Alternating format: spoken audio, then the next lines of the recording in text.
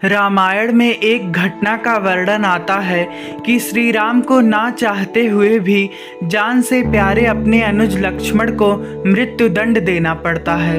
आइए जानते हैं आखिर क्यों भगवान राम को लक्ष्मण को मृत्यु दंड देना पड़ा। ये घटना उस वक्त की है जब श्री राम लंका विजय करके अयोध्या लौट आते हैं और अयोध्या के राजा बन जाते हैं।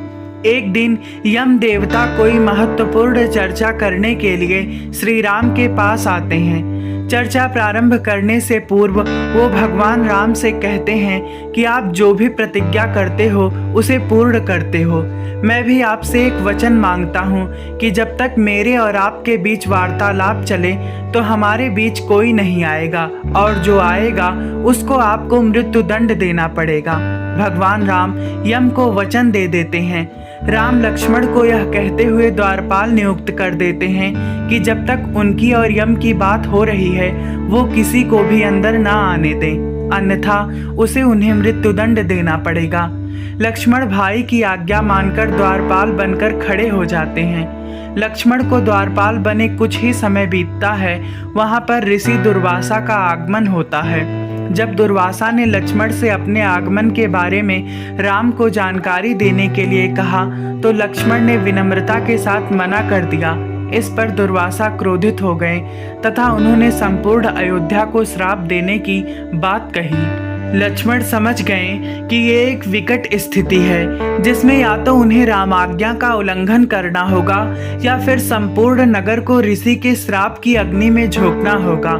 लक्ष्मण ने शीघ्र ही यह निश्चय कर लिया कि उनको स्वयं का बलिदान देना होगा ताकि वो नगर वासियों को ऋषि के श्राप से बचा सके।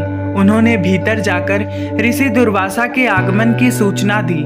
राम जी ने शीघ्रता से यम के साथ अपनी वार्तालाप समाप्त कर ऋषि दुर्वासा की आवभगत की, परंतु अब श्री राम दुविधा में पड़ गए क्योंकि उन्हें अपने वचन के अनुसार लक्ष्मण को मृत्युदंड देना था। वो समझ नहीं पा रहे थे कि वो अपने भाई को मृत्युदंड कैसे दें, लेकिन उन्होंने यम को वचन दिया था जिसे निभाना ही था। इस दुविधा की स्थिति में श्री राम ने अपने गुरु का स्मरण किया और कोई रास्ता दिखाने को कहा।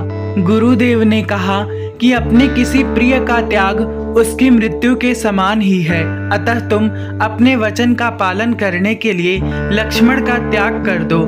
लेकिन जैसे ही लक्ष्मण ने यह सुना तो उन्होंने राम से कहा कि आप भूल कर भी मेरा त्याग नहीं करना।